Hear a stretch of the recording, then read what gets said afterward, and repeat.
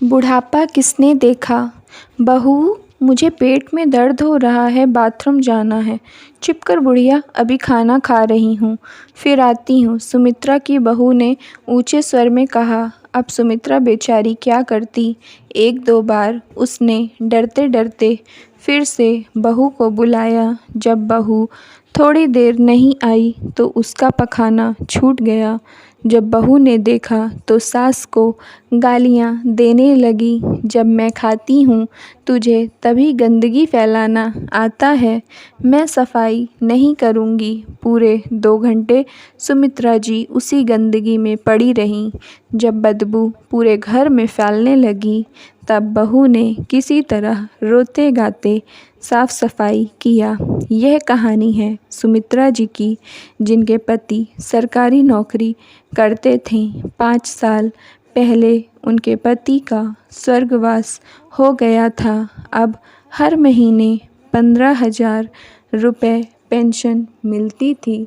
सुमित्रा जी के पति ने रिटायरमेंट के पैसों से घर बनवाया था, जिसमें सुमित्रा जी, उनके पति, बेटा बहू और 15 साल का पोता रहते थे। सभी खर्च सुमित्रा जी के पति ही उठाते थे।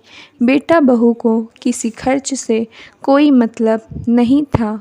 वह लोग सिर्फ अपने लड़का सूरज का फीस भरते थे, बस इसके सिवा उन्हें किसी चीज़ से मतलब नहीं था। घर का राशन पानी, गैस, बिजली बिल, तीज त्योहार, कपड़े और नाते रिश्तेदार, सब कुछ A to Z सुमित्रा जी के पति देखते थे। धीरे धीरे समय गुजरता गया। कभी अगर सुमित्रा अपनी बहू से कहती कि तुम लोग अपने खर्च स्वयं उठाया करो तो उसकी बहू उससे बहुत झगड़ा करती थी।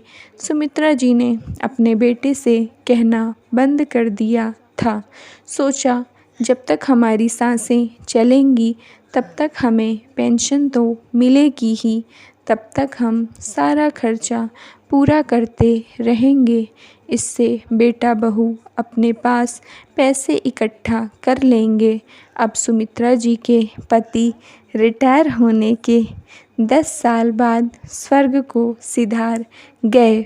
सुमित्रा जी ने अंत समय में अपने पति की बहुत सेवा किया था। उनकी मृत्यु के बाद सुमित्रा जी बिल्कुल टूट गई थीं।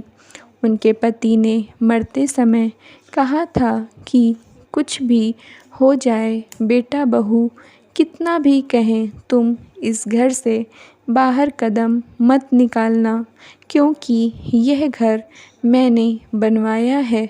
सुमित्रा जी ने अपने पति की इस बात को गांठ बांध लिया था कि वह इस घर से कहीं नहीं जाएंगी। कई बार बेटा बहू ने उन्हें घर से भगाने की कोशिश किया, लेकिन उन्होंने कहा, मैं कहीं नहीं जाऊंगी।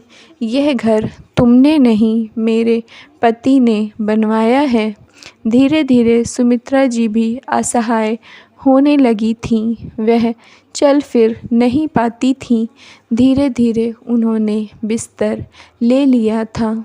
अब सारी बागडोर बहू के हाथों में आ गई थी। अपनी सास के पैसे की मालकिन बन गई थी। अब बहू बिल्कुल भी अपनी सास का सम्मान नहीं करती थी। हर समय उसको बुढ़िया बोलकर गाली देती रहती थी। सुमित्रा जी अब कुछ नहीं कर पाती थीं, केवल बिस्तर में पड़ी रहती और भगवान से अपनी मौत की दुआ करती रहती थीं। जब कभी सुमित्रा जी की बेटी ससुराल से आती तो उसे जाते समय बहू कुछ भी नहीं देती थी। सुमित्रा जी बोलती कि मेरी बेटी को 100 रुपये विदाई दे दो, इतने दिनों बाद आई है तो बहू कहती पैसे घर पर नहीं हैं। सुमित्रा जी को अगर किसी सामान की ज़रूरत पड़ती तो कहती पैसे नहीं हैं, कहाँ से लाऊं, अर्थात नहीं लाऊंगी। सभी रिश्तेदारों ने कहा सुमित्रा जी के लिए एक व्हील चेयर ला दो तो वह भी इधर उधर आ जा सकेंगी। उस पर भी बहू उनके लिए व्हील चेयर नहीं लाई। सुमित्रा जी से कहती है कि पैसे नहीं हैं। सुमित्रा जी को वो दिन याद करती हैं जब कोई त्यौहार आता था तो अपने लिए साड़ी नहीं खरीदती थीं, लेकिन बहू के लिए ज़रूर अच्छी साड़ी खरीदती थी। बहू जब भी अपने मायके जाती थी उसके लिए सारा चीज़ सामान खरीदती थी और जाते समय पैसे भी देती थी। और आज वह दिन है कि मेरी बेटी इतने दिनों के बाद यहाँ आती है और खाली हाथ वापस चली जाती है। अपनी बहू के लिए मैंने पूरी ज़िंदगी सब कुछ किया और आज वही बहू मेरे ही पैसों से मेरे लिए कुछ नहीं लाती है। क्या दिन आ गए हैं, ये सब देखने से पहले मैं मर क्यों नहीं जाती।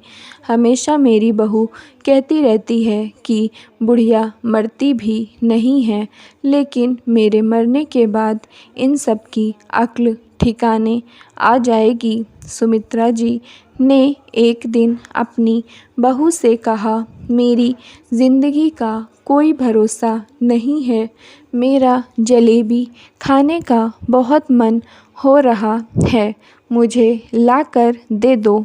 बहू ने साफ मना कर दिया, जलेबी नहीं लाऊंगी। जहाँ तू कल मरने वाली है मेरी तरफ से आज ही मर जा।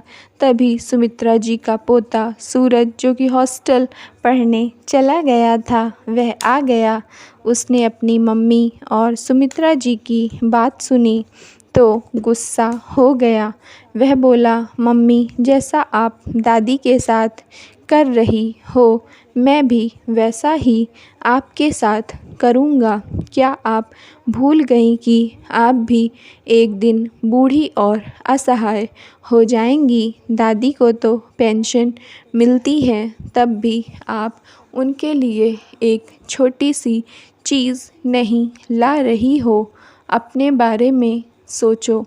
पापा तो सरकारी नौकरी भी नहीं करते, तुम्हें तो पेंशन भी नहीं मिलेगी। तुम्हारा क्या हश्र होगा। हम सब के लिए दादाजी दादी ने सब कुछ किया और आज जब उन्हें ज़रूरत है तो आप ऐसे मना करती हैं। अगर दादाजी घर नहीं बनवाते, खर्च नहीं पूरा करते तो पता है ना कि हम लोगों का क्या हाल होता। एक घर भी नसीब नहीं होता। क्यों कहीं झोपड़ी एक वक्त का खाना खाकर जी रहे होते। आप सब कुछ भूल गई होंगी। दादी के तो एहसान है हमारे ऊपर, लेकिन मैं कुछ नहीं भूला हूँ। बचपन में जब मैं किसी चीज़ की जिद करता था तो तुम और पापा मुझे दादाजी के पास भेजते थे कि वहाँ जाकर बोलो, वहाँ सब कुछ लाकर देंगे। आप लोग किस मिट्टी के बने हैं, लेकिन एक बात याद रखना कि जो जैसा करता है उसके साथ वैसा ही होता है। अगर आज आप इनके साथ अच्छा करोगी तो आपके साथ भी अच्छा होगा, और अगर आप इनके साथ बुरा करोगी तो आपके साथ भी बुरा ही होगा। सूरज की बातें सुनकर सुमित्रा जी की बहू को अपनी गलती पर पछतावा हुआ और उसने कहा कि हाँ, सच में मैं कितना गलत कर रही थी। बहू अब सुधर गई थी। वह सुमित्रा जी के सारे काम अपने हाथों से करने लगी थी। अब उन्हें कुछ भी अपशब्द नहीं कहती थी।